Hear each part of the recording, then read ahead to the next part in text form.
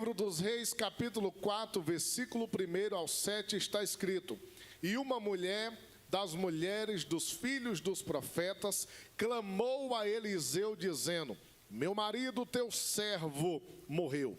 E tu sabes que o teu servo temia ao Senhor. E veio o credor a levar-me os meus 2 filhos para serem servos, escravos. E Eliseu lhe disse: Que te hei eu de fazer? Declara-me que é o que tens em casa.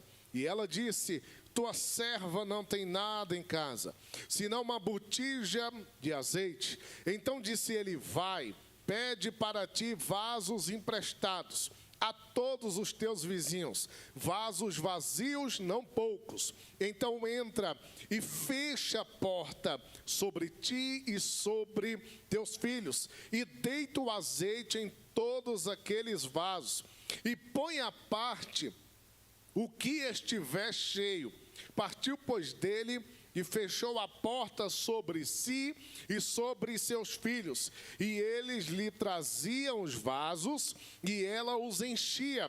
E sucedeu que, cheios que foram os vasos, disse a seu filho: Traze-me ainda um vaso. Porém ele disse: Não há mais vaso nenhum.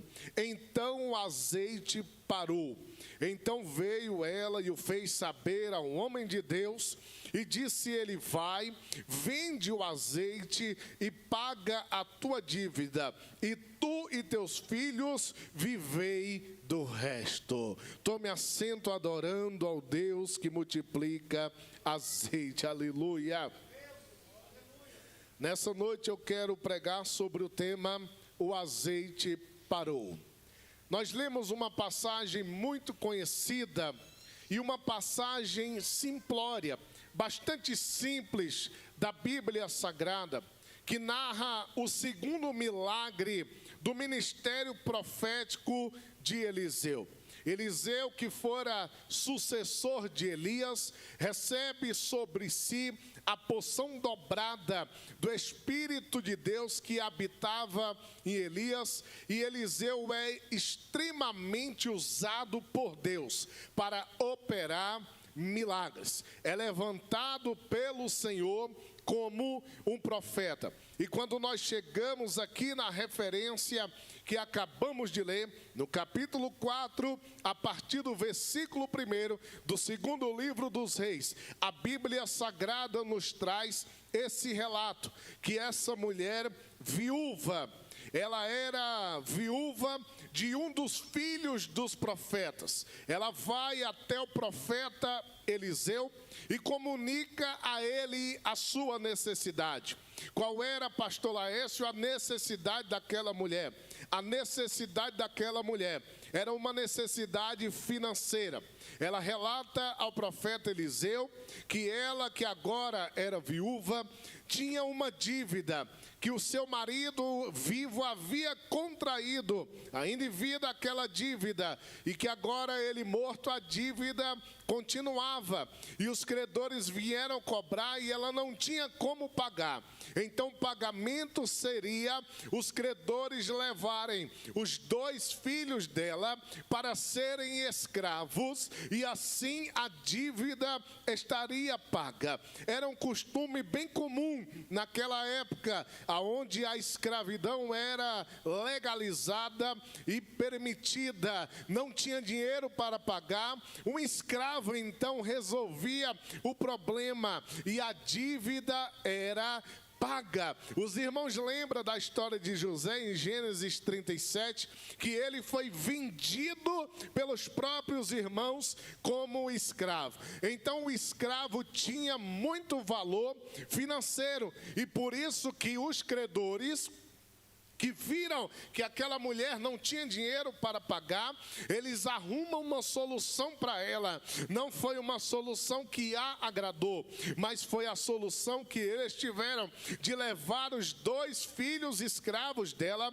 para aquela dívida ser sanada. Mas antes disso acontecer, a Bíblia relata aqui no versículo 1 que aquela mulher vai até até o profeta Eliseu e conta todo esse relato para que o profeta de Deus pudesse ajudá-la. Segundo a história, o nome do marido dessa mulher era Obadias. Obadias era aquele mordomo de Acabe que havia escondido 2 levas de 50 profetas do Senhor cada leva. Era um homem que tinha trabalhos diante do Senhor e que mesmo ele havendo morrendo, o seu trabalho ainda estava vivo perante o Senhor. E esse era homem de Deus mesmo, porque a própria esposa dá um relato acerca dele no versículo 1. Olha o que ela diz aqui. Olha, uma mulher das mulheres do profeta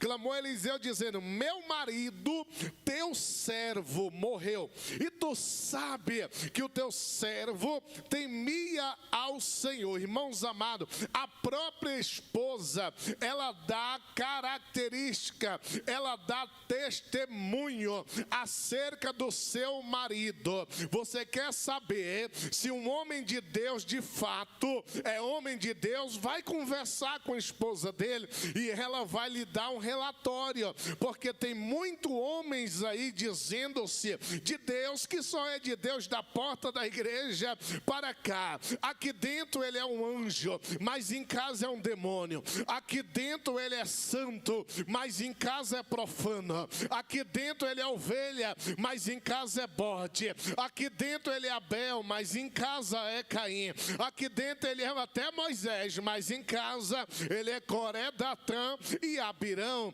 A nossa vida cristã não é manifestada da porta da igreja para cá, mas sim da porta da igreja para lá. Aleluia, porque aqui dentro da igreja todo mundo é perfeito. Aqui dentro da igreja todo mundo é santo. Aqui dentro da igreja todo mundo é perfeito. Quem está me entendendo, diga amém. Aqui dentro ninguém xinga palavrão.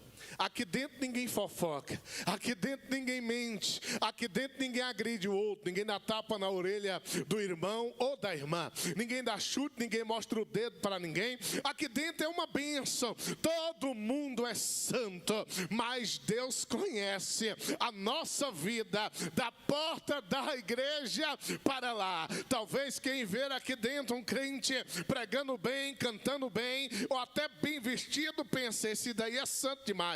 É a 4ª pessoa da Trindade. Só que Deus conhece o teu íntimo. Deus conhece o teu interior. Deus, ele te conhece de uma maneira que ninguém conhece. Uma das características de Cristo glorificado que João viu em Apocalipse capítulo 1 é que Jesus tinha os seus olhos como chama de fogo. Quer dizer, pastor, que os olhos de Jesus é chama? Não. Foi a expressão que João usou para expressar algo que ele nunca tinha visto. Por isso que ele diz como chama. Não era chama de fogo, era tão brilhante como chama de fogo. O Cristo que tem os olhos como chama de fogo, ele pode ver tudo na tua vida.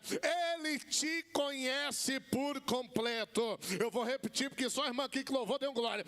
Ele te conhece por completo.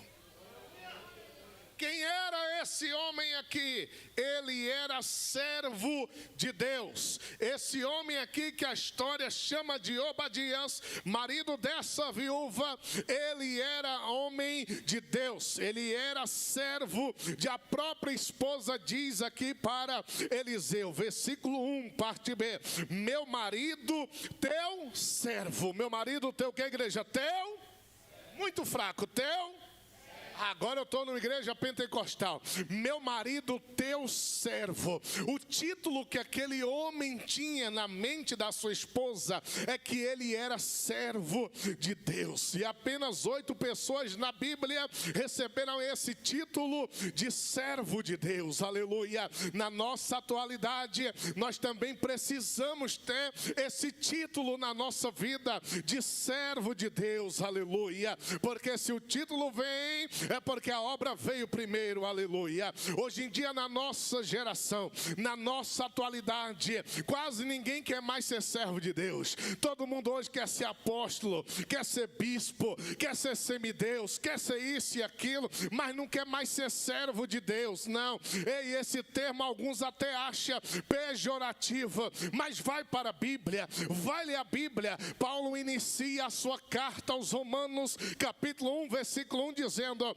Paulo, servo de Jesus Cristo. Paulo inicia a sua carta aos Filipenses, capítulo 1, verso 1, dizendo: Paulo e Timóteo, servos de Jesus Cristo. Paulo inicia a carta pastoral a Tito, dizendo: Paulo, servo de Jesus Cristo. Tiago inicia a sua epístola, dizendo: Tiago, servo de Deus e de Jesus Cristo. Pedro inicia a sua segunda carta, no capítulo 1, verso 1, dizendo: Simão Pedro, servo de Jesus Cristo.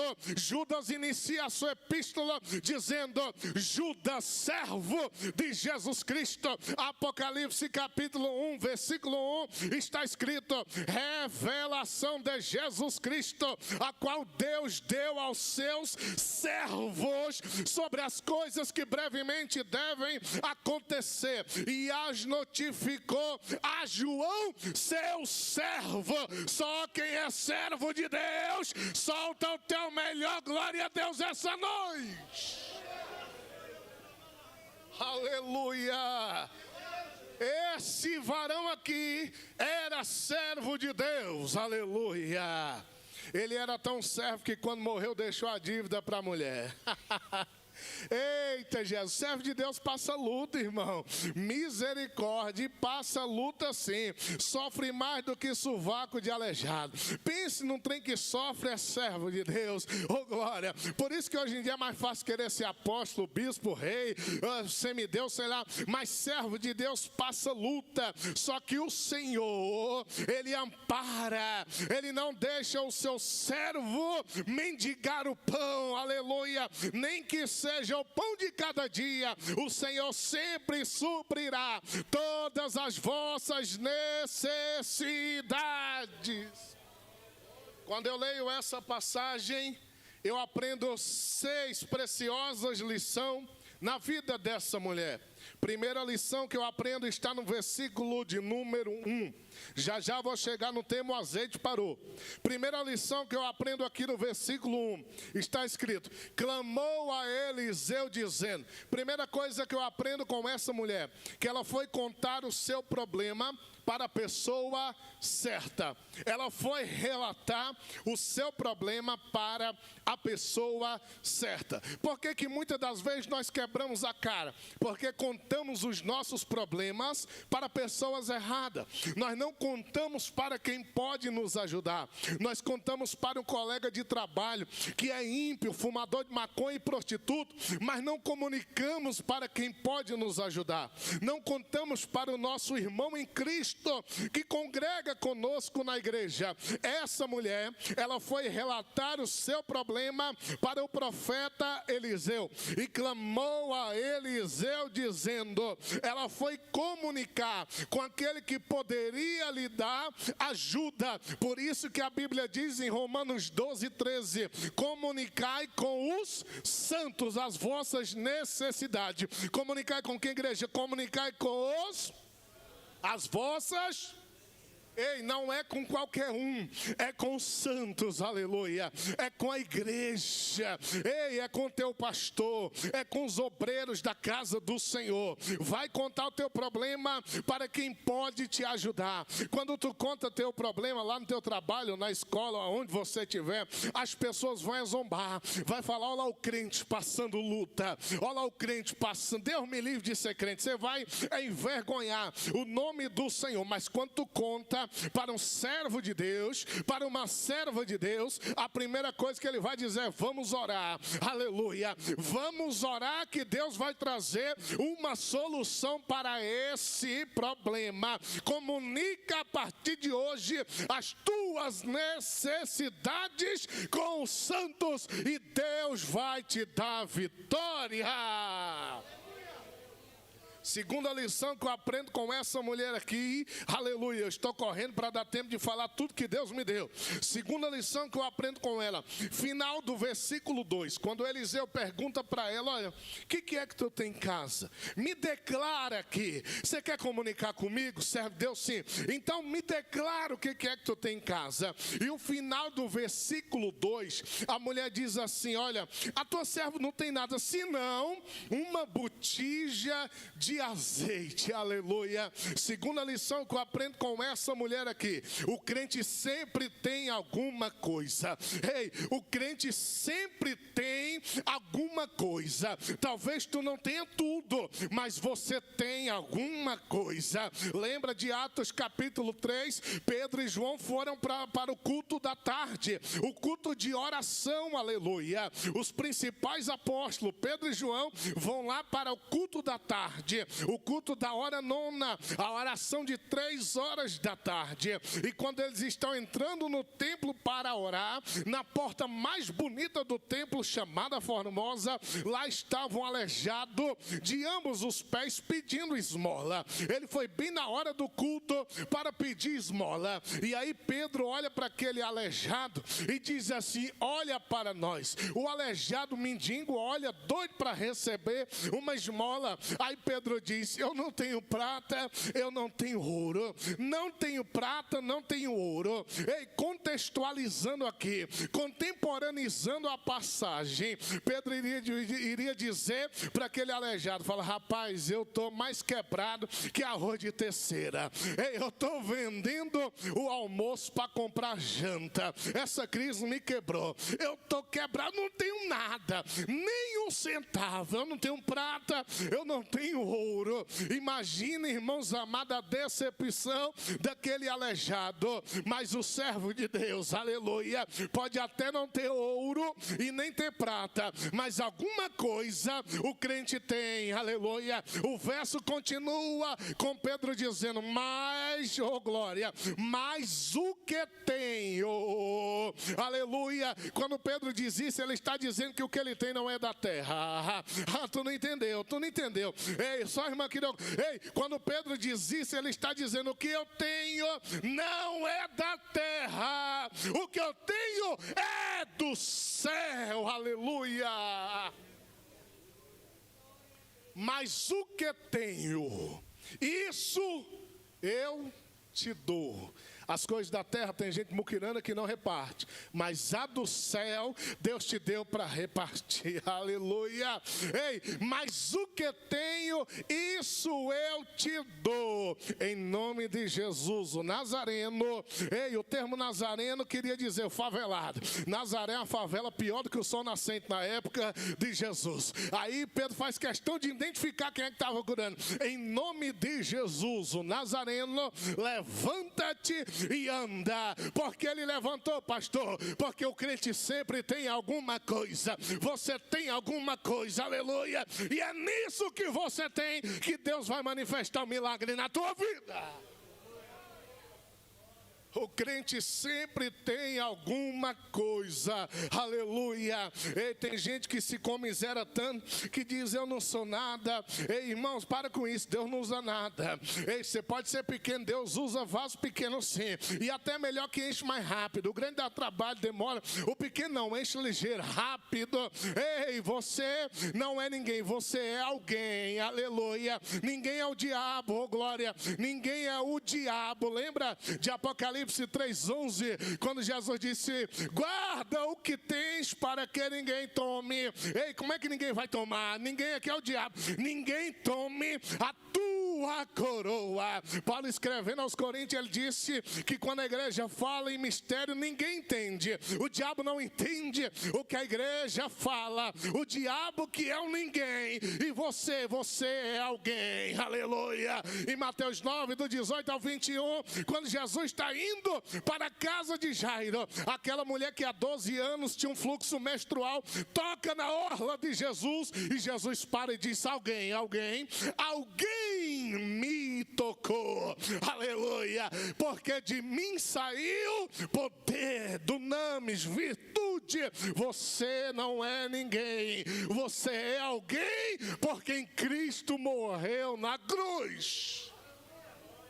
Oh, glória! Terceira lição que eu aprendo com essa mulher. Versículo de número 3. Vai apertar agora, irmão, mas segura aí. Versículo 3. Eliseu diz para ela assim: vai, pede para ti vasos emprestados. Terceira lição que eu aprendo com essa mulher. Pede para ti vasos emprestados. Qual é a lição, pastor?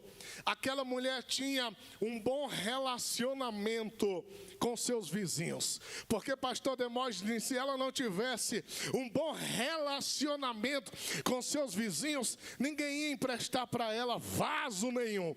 Mas aí, o milagre para acontecer na vida dela, precisaria disso, que ela tivesse um bom relacionamento. Tem gente entendendo já.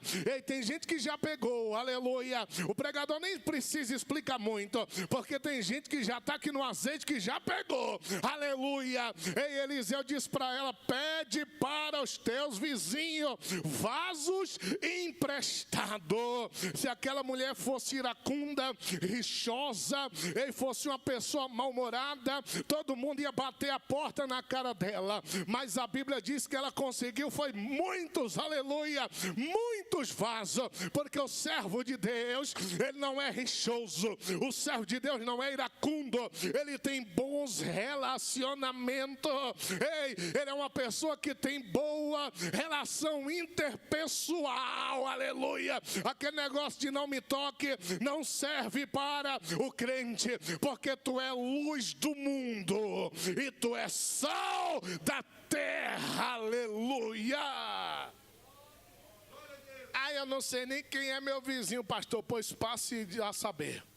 Passe a orar por... Não é que você vá lá puxar o saco. Seu vizinho estiver rezando um texto, ele for católico, deixa eu rezar contigo.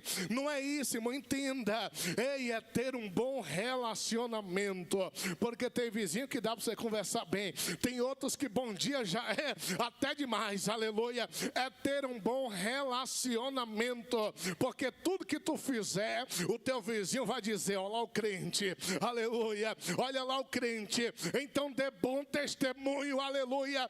Essa mulher aqui, ela tinha bom testemunho, e através desse bom testemunho é que ela conseguiu o seu milagre. Talvez o milagre de Deus ainda não vem na tua vida, porque só falta isso, mas nessa noite tu vai sair daqui sem nenhuma falta com o Senhor. Nessa noite tu vai sair daqui de posse do teu milagre. Só quem crê, só quem crê, levanta a tua mão mais alto que tu puder e dê glória ao Senhor. Eita Deus, aleluia. Quarta lição que eu aprendo com ela, já vou partir para a reta final. Versículo de número 4. Então entra e fecha. Então entra e fecha a porta.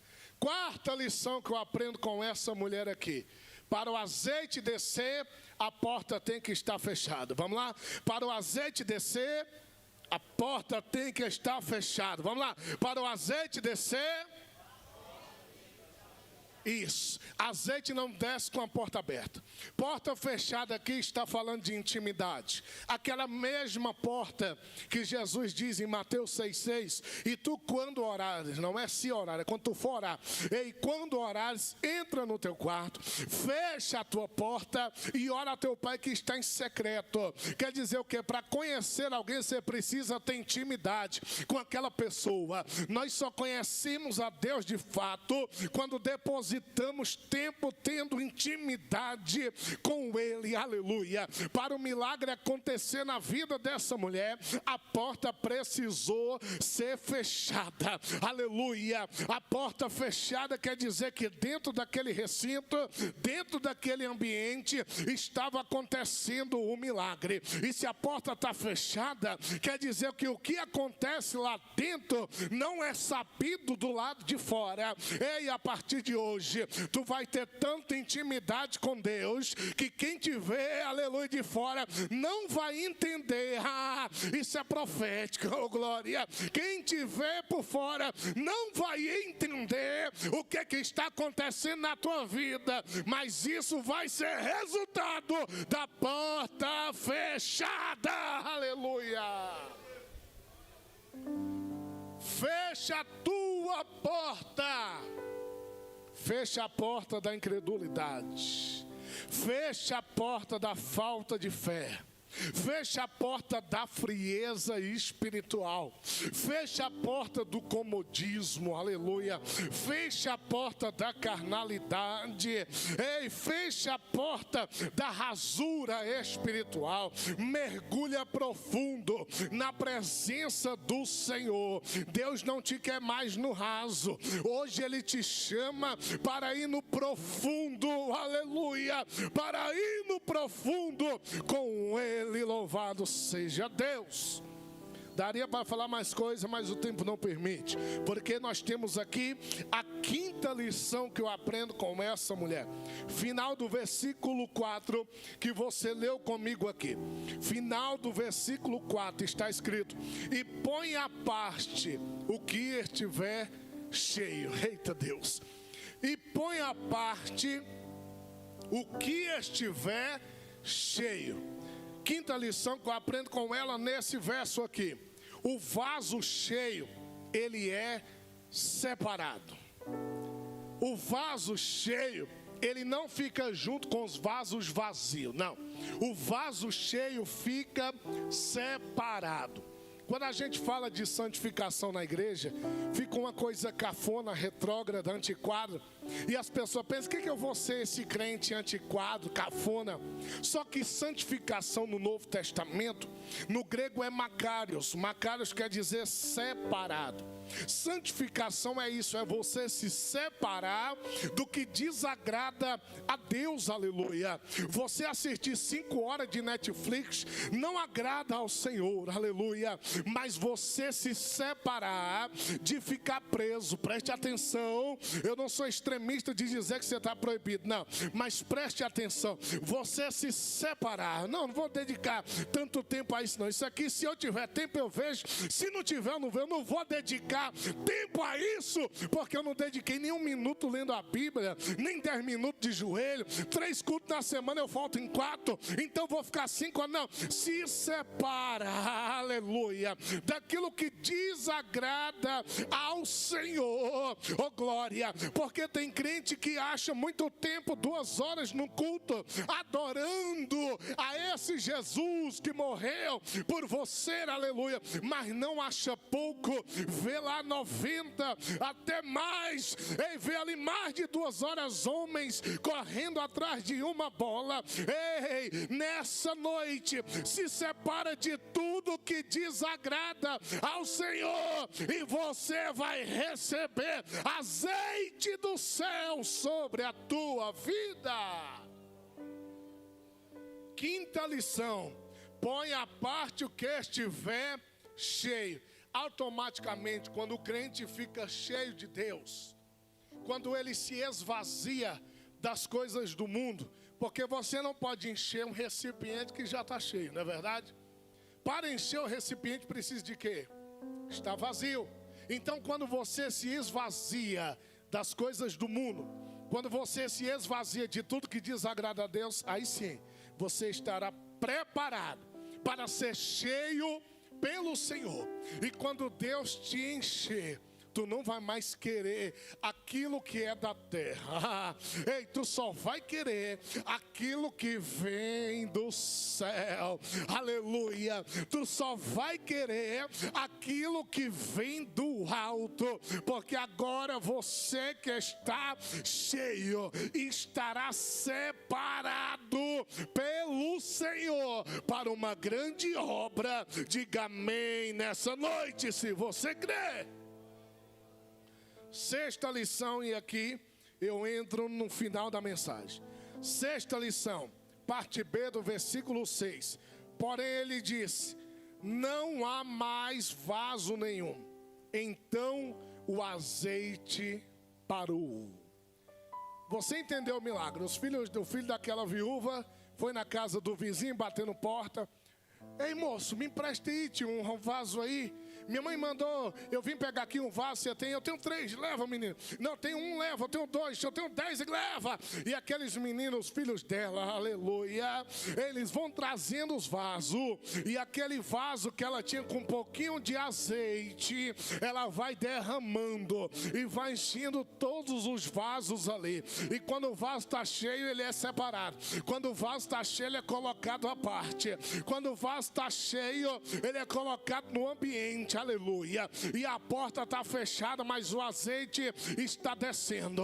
Oh glória! E a porta estava fechada, mas o azeite estava descendo. E vai enchendo vaso, vai enchendo outro, vai enchendo vários vasos, aleluia. E aí os meninos dizem, ó, ela fala, traz mais vaso aí. E os meninos falam para ela, mãe, acabou os vasos, não tem mais vaso nenhum. E aí a Bíblia Sagrada relata, então o azeite parou, aleluia. Então o azeite parou. A Bíblia não diz que acabou, não, ainda tem azeite. A Bíblia diz que o azeite parou. Por que parou, pastor? As coisas de Deus não é desperdiçada. Deus não ia derramar azeite no chão. Azeite é para ser colocado no vaso. Azeite não é para ser derramado, para ser desperdiçado. Azeite é para vaso. Se tiver vaso, vai continuar descendo o azeite, aleluia, porque a falta não está no azeite. Esse azeite aqui, ele vem da parte de Deus, e o que vem da parte de Deus não se acaba, não se acaba nessa noite.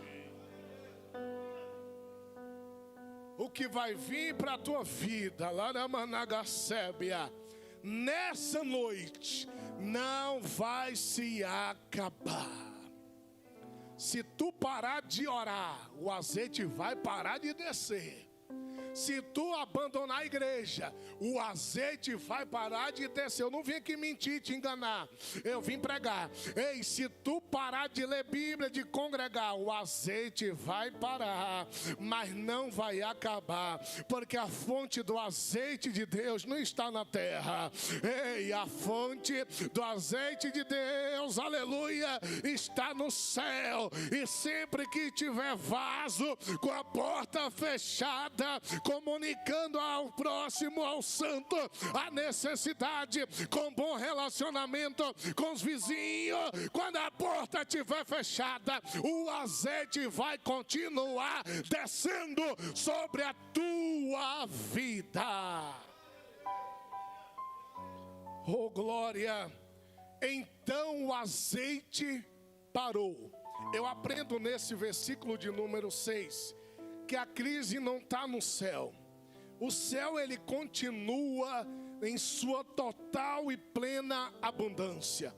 A crise está na terra.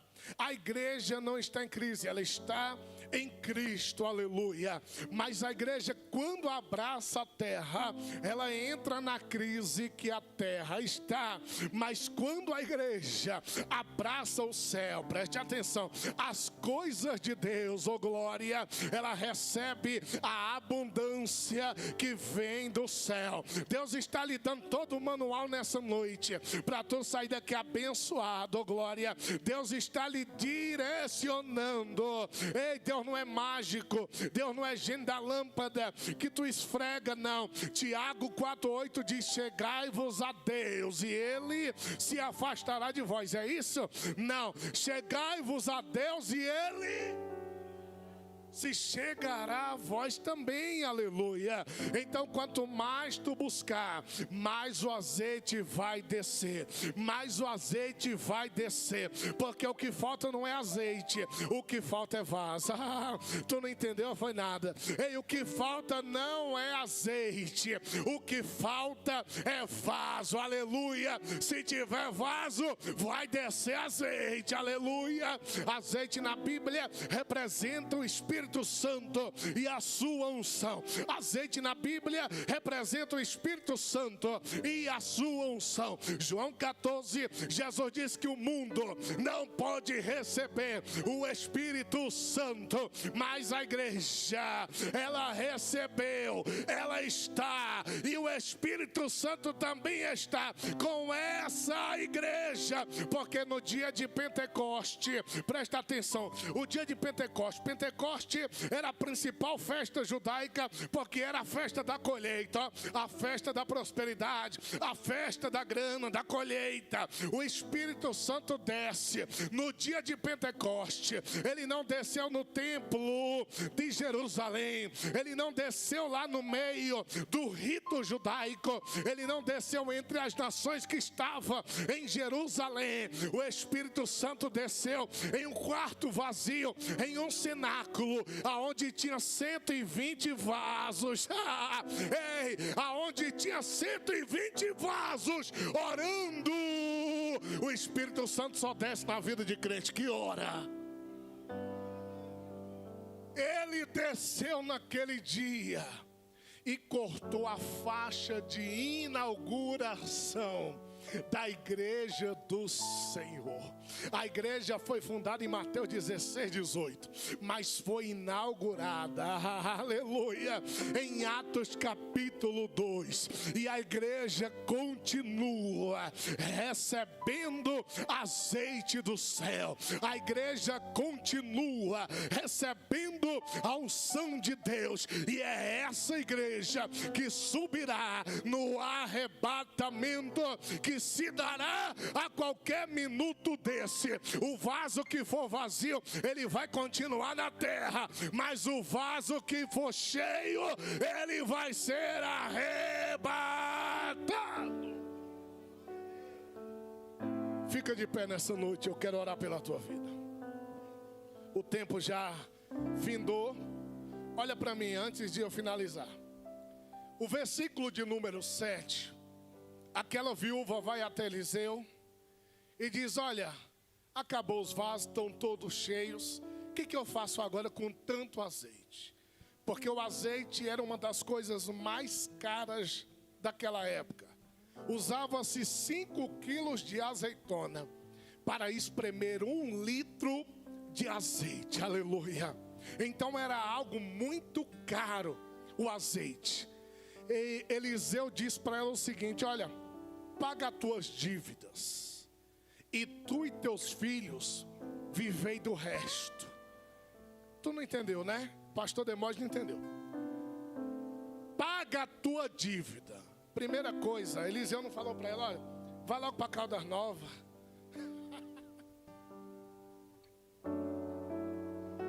Vai logo para Copacabana. Se hospeda no Copacabana Palace, na suíte presidencial, e só peça caviar e champanhe espumante. Foi isso? Não. O que ele disse primeiro? Paga a tua. Os jovens aqui entenderam. Paga a tua dívida. Eu sei que nessa crise, irmão, de pandemia, tem muito crente com nome sujo. Não é pecado você ter um nome sujo.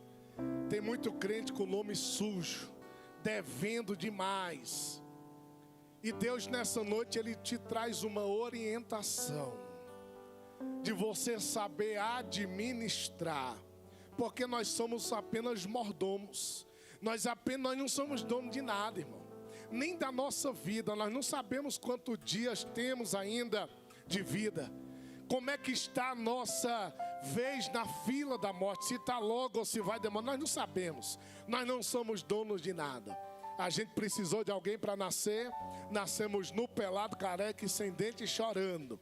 E também na hora de morrer nós vamos precisar de alguém para levar nós até lá, se Cristo não nos arrebatar antes.